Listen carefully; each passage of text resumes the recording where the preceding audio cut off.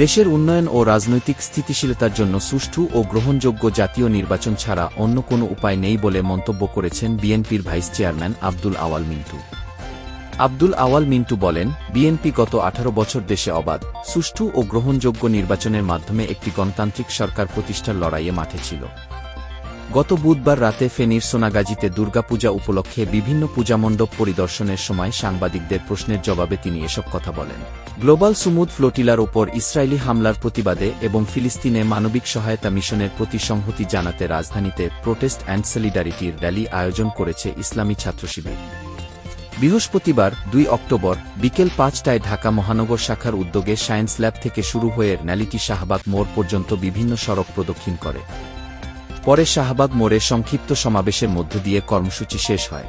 বিএনপির মহাসচিব মির্জা ফখরুল ইসলাম আলমগীর বলেছেন, পতিত আওয়ামী লীগ সরকারের আমলে রাজনৈতিক উদ্দেশ্য সাধনে বারবার সাম্প্রদায়িক উস্কানি, বিভিন্ন ধর্মীয় জনগোষ্ঠীর দেবালয় আক্রমণ ভাঙচুর সহ নানা অপ্রীতিকর সাজানো ঘটনা সংঘটিত হয়েছে। তাদের ঘাপটি মেরে থাকা অনুচরেরা এখনও তৎপর। শারদীয় দুর্গাপূজা ও বিজয়া দশমী উপলক্ষে দেওয়া বাণীতে বিএনপির মহাসচিব এসব কথা বলেন। বুধবার বিএনপির ভেরিফায়েড ফেসবুক পেজে এই বাণী দেওয়া হয়।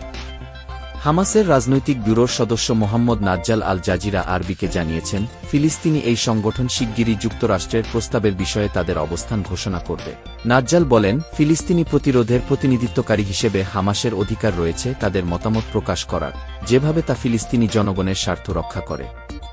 তিনি আরও জানান, ইসরায়েলের গাজায় যুদ্ধ বন্ধের লক্ষ্য নিয়েই হামাস ট্রাম্পের পরিকল্পনা নিয়ে আলোচনা করছে। নাজ্জালের ভাষায়, আমরা এ পরিকল্পনা এমন কোনো যুক্তি নিয়ে ভাবছি না, কেননা সময় আমাদের ঘাড়ের উপর তলোয়ার হয়ে ঝুলছে। ফিলিস্তিনের গাজা অভিমুখে যাত্রা করা ত্রাণবাহী নৌবহর গ্লোবাল সুমুদ ফ্লোটিলা ইসরায়েলি বাহিনীর আক্রমণের মুখে পড়েছে। বহরের প্রায় সব নৌযানে থাকা অধিকার কর্মীদের আটক করেছে ইসরায়েল। তাদের মধ্যে রয়েছেন সুইডিশ অধিকার কর্মী গ্রেটা থুনবার্গ। ইসরায়েলের এমন পদক্ষেপকে সন্ত্রাসী কর্মকাণ্ড উল্লেখ করে নিন্দা জানিয়েছে অনেক দেশ।